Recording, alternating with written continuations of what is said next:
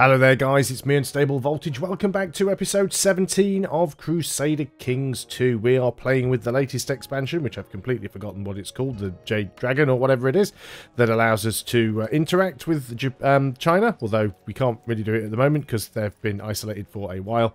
And we are playing as currently the King, or the Maharaja of Thermaltake, which for some reason here says Talakad Ganga, but never mind. I guess that's the Talakad Kingdom, I suppose. So that is what we are doing. Before we get started, as always, I would like to say a very big thank you to my Patreon supporter, Gamer Cowboy, for sponsoring this series. Thank you very, very much. It really is appreciated. At the end of the last video, I sort of worked out that we finally have some ships available, so we might be able to go over here and take the Maldives. That's kind of the plan that I want to go for. One thing I would like to do as well is also sort of consider changing our succession laws again, because the only real problem with any kind of Gavelkind or Gavelkind succession is if you have more than one son, even though you still have a primary heir, if you have more than one son or dynasty member that you can basically have as your heir, the realm still gets split. Everybody gets a share, and it would be nice if we could just have like a sort of a single leader inherit everything, because that's the big problem I find is when your ruler dies, it stays within your dynasty, but it gets split between various different family members, and you often have to spend a fair bit of time consolidating everything back together. I mean, primogeniture could be useful. The oldest child of the ruler inherits all titles. Successor will like the law, but other members of your dynasty will slightly disapprove. I think we might want to try and go for primogeniture at some point. So what we've got here is we have the the downside of that is you don't always get to play as the character you want to play as, but you know, it's one of those things. There's ups and downs to both sides. So if we go and attack the Maldives, this guy has just under 400 men. It's just really nothing. He does have an alliance, actually. Has an alliance with my nephew, who has a really crappy opinion of me. You are the kingdom. So you actually own this kingdom. This is my nephew, actually. Interesting. You're my nephew. Wow. And you own this. So he would actually come in. Now he's got 1.1k. He is currently in another war against somebody. It looks like he's currently in a war. He is. He's defending against somebody. Now, we don't have many ships that we could raise. In fact, we only have 7 ships we could raise, but that's fine. That's enough for 700 men, so we could easily get over there and deal with him. So yeah, we probably want to do that. How many men could we raise? We've got 2.39k. We probably want to raise our own levies more than our vassal levies, really. I'm just going to go ahead and unpause the game a little bit. It will be nice if we can actually build some of this up. We have a new heir. You see, we do have this problem at the moment where even though we have a elective succession, we don't control all of the votes, so we can't necessarily always get all of the people that we want to. Oh, rally points. I didn't even realise that was a thing. A mystic appears. Your marshal looks lost for words. Master, I am not sure what to think. He shakes his head as he searches for the correct way to phrase himself. She is impressive. I can't quite put my finger on it, not to mention she has travelled far. His face conveys uncertainty as he shifts his weight. I see you say, scratching your head. Let's hear the woman out. So this is the quest line to basically become immortal. I've never actually had it happen. We're not too bothered about the Germanic Reformation. Steward has collected a special tithe. Excellent. Would still be nice to keep building this thing up here. And so this is this mystic. Will not marry. She's disfigured. She's brave and proud, diligent and wrath. Look at that martial score. It's not bad for a mystic. The tall figure offers you a nod, but does not smile. She eyes you skeptically, measuring you up as much as you her. Her clothing, possibly intended to be modest, is foreign to you, and you have trouble concealing your confusion. In fact, the warrior woman before you is... Oh, she's a warrior. The woman before you is bound to stand out in your court in more ways than one.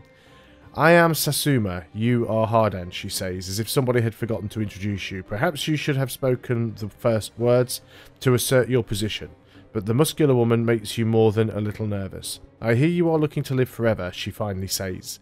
More of a statement than a question. I can help. I will accept the teachings. Eternal life must be mine. This is outrageous. Leave at once if you want to keep your head. Blasphemy. Right, so we basically can lose 100 karma and Temple Vassal Opinion drops. Well, we've got to go for it. We've got to try and become immortal, right? I mean, this is not the greatest leader, but we've got 27 martial. We've got to try and become immortal. And if you do become immortal, there's plenty of things we can do to try and bump that up. Serious concern. Prince Hardan joins you after supper one evening. So this is actually our son, so our son has the same name, just to make it more confusing. Prince Hardan joins you after supper one evening. He initiates a conversation about the status of trade in the realm, but you notice that he seems distraught. You interrupt Hardan and demand to know why he sought you out. My dearest father, I fear for your life, he says earnestly and seizes your hand. Who is this sacrilegious heathen you have invited into your court? Her promises are sweet, I am certain, but she cannot be trusted. Please, father, allow me to find out her true motive before it is too late. Nonsense, I am sure you're overreacting. It's certainly better to be safe than sorry, or you're right, how could I ever be so naive? Let's go for it. Let's just sort of try and play along. Now, it would be nice to try and get this this war done here. I think we could do this war fairly easily. How many men do you sort of currently have? You have... Well, you're down to like 700 men. Do you still have the pact? You do. But yeah, we can win this war easily.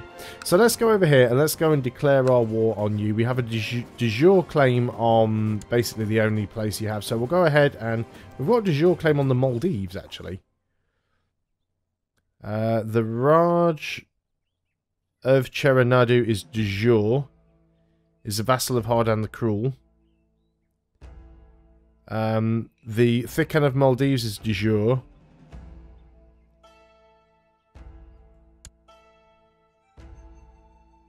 Not too sure which of these we want. Probably this one. Do either of us cost anything? When we declare the war, we will lose 500 prestige. When we declare this war, we don't. So we want to go ahead and do this one. So we declare a war. If we win the war, we become his new liege. Yep, so that's fine. We'll go ahead and declare this war. Now the question is, will he bring this guy in? Will this guy be hostile to us? If he is, it's a problem. No, he's not, which makes it a little bit easier. So what we're going to do, we're going to raise the levies. We'll raise our own here. Let's bring them all across. Get them all together. And we also want to raise the ships as well. So we'll raise all of them because we need them. And we'll move them all over here. Now, that if you're not familiar with Crusader Kings 2, it doesn't have any naval combat, so this is particularly strange. He is involved in this fight now. So let's go ahead and deal with that army first.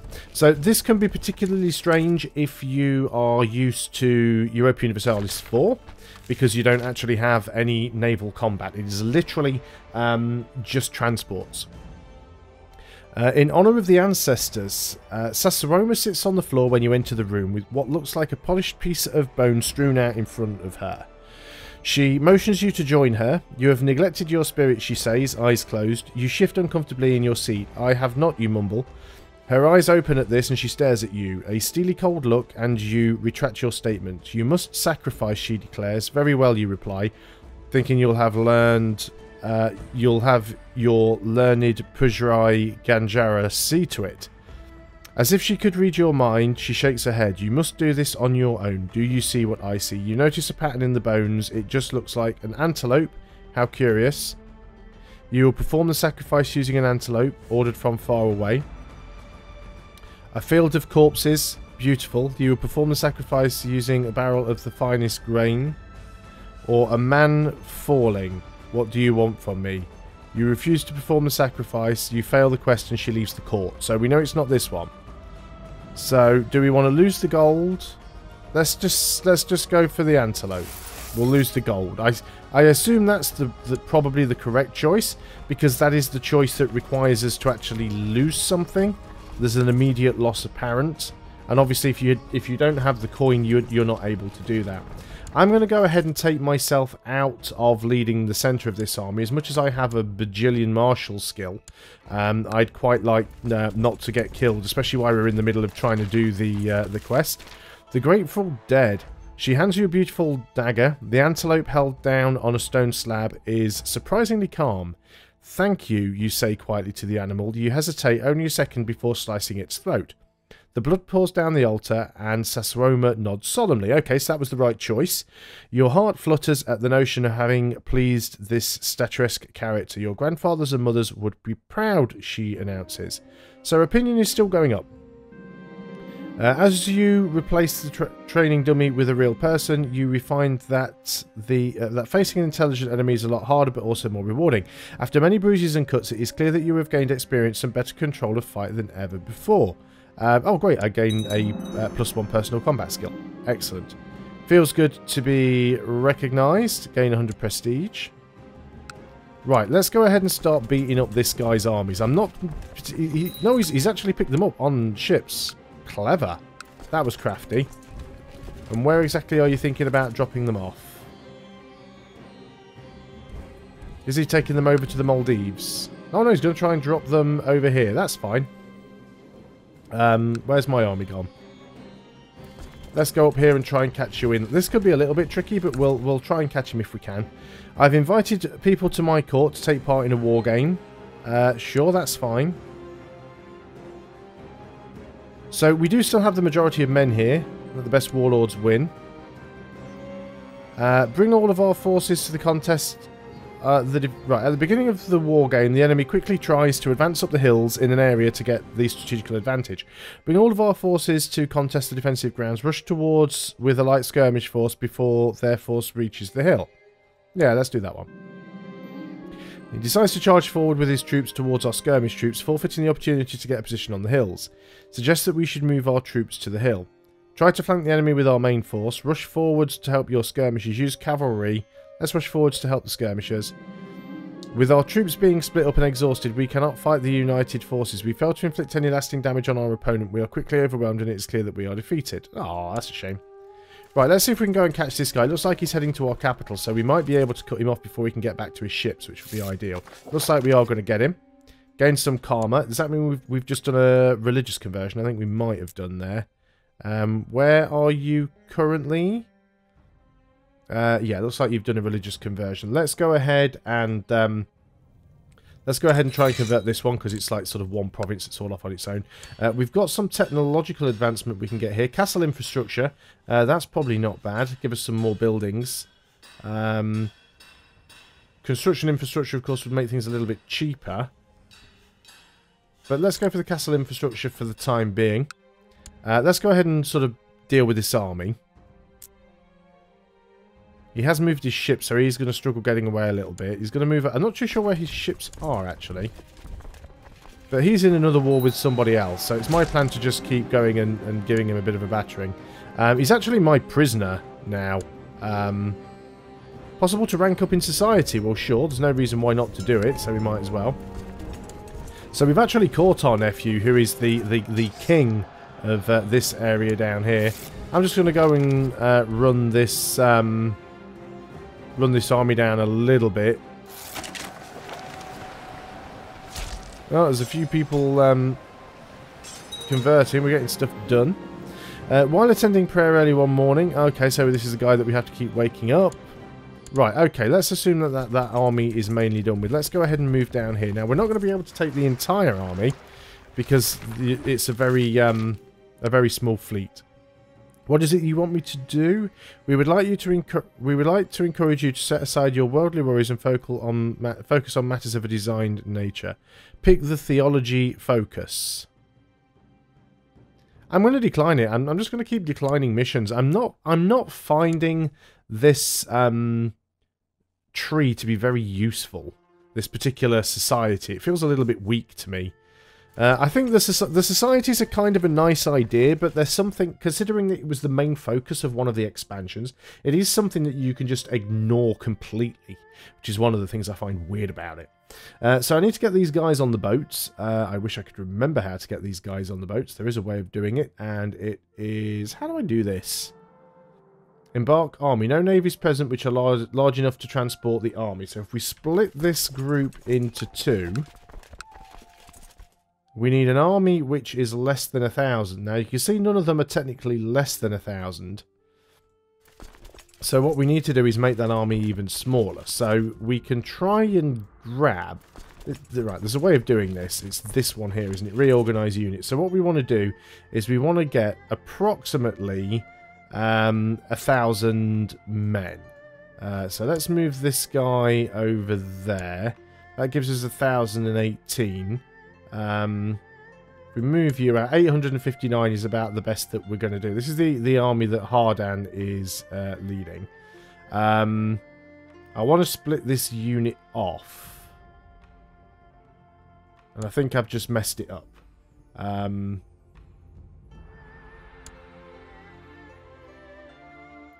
So let's split the unit in half. And then we should be able to reorganize into 2 units. There we go.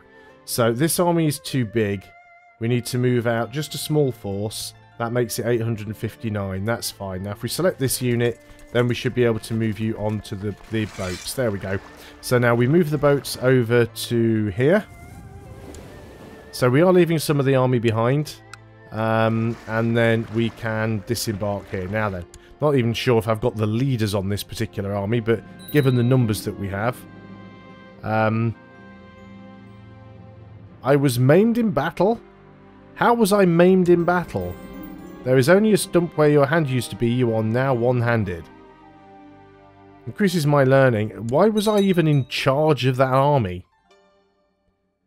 I was not supposed to be leading any armies. Right, that army can't even go anywhere. So what we have to do now is win the siege. That was unfortunate.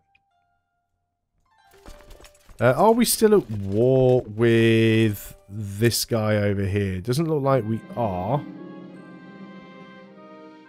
30% chance to gain 1 marshal. Yeah, and we got it as well. That puts us back up to 27. Not bad, considering we're missing a hand.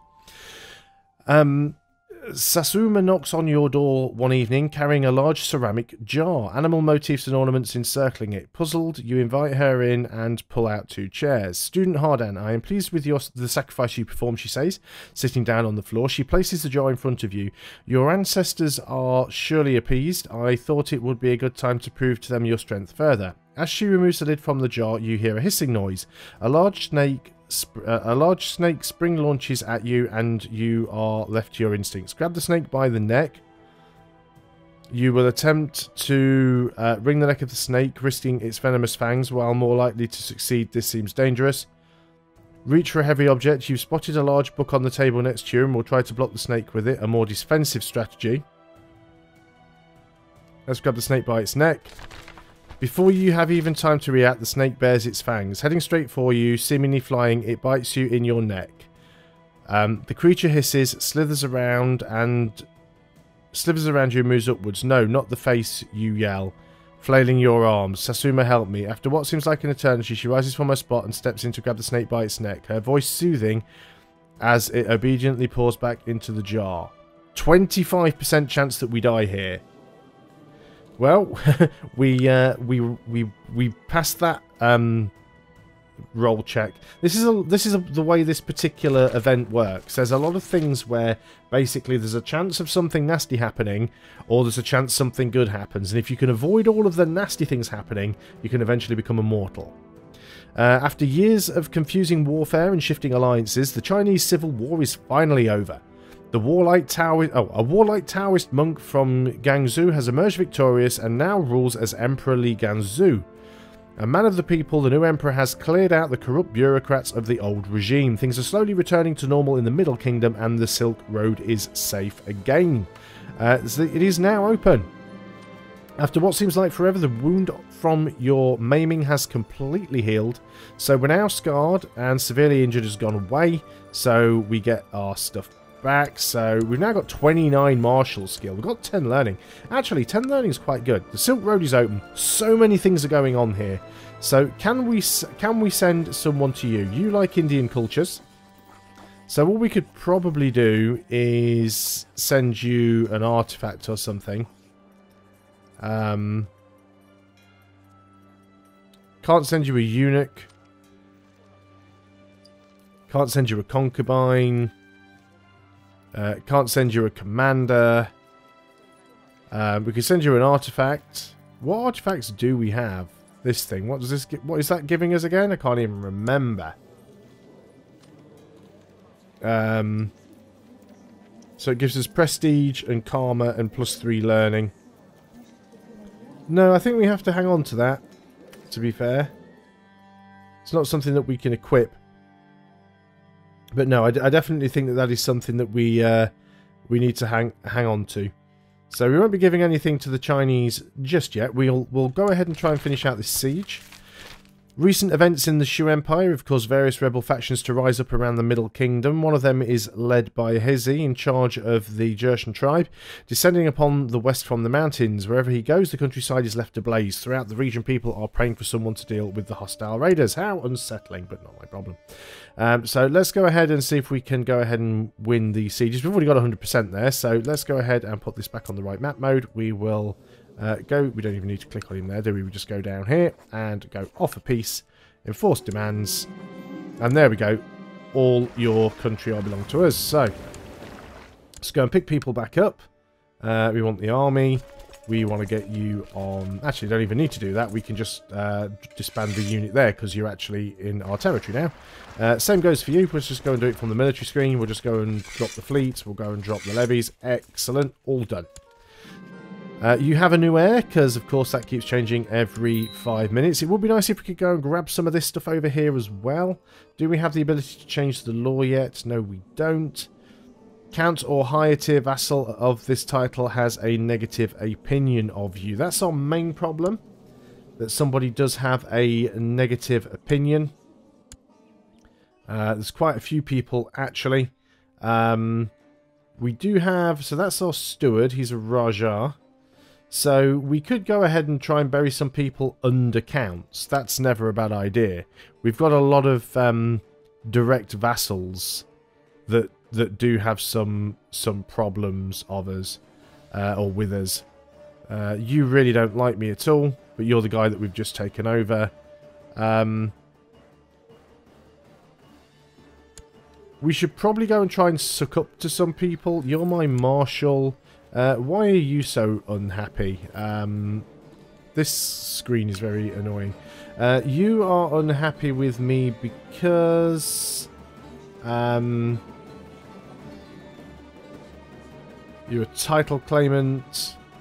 We go and try and... You're just here. Where is our current Chancellor? You're doing statecraft. Go and improve diplomatic relations over here if you can. And that's probably where we're going to end the video this time around. There is still some more land that I would like to try and grab, so we'll give that a go later on. Thanks a lot for watching. I hope you're still enjoying Crusader Kings 2. Once again, a very big thank you to my Patreon supporter Gamer Cowboy for sponsoring this entire series. I'll see you guys next time, and until then, goodbye for now.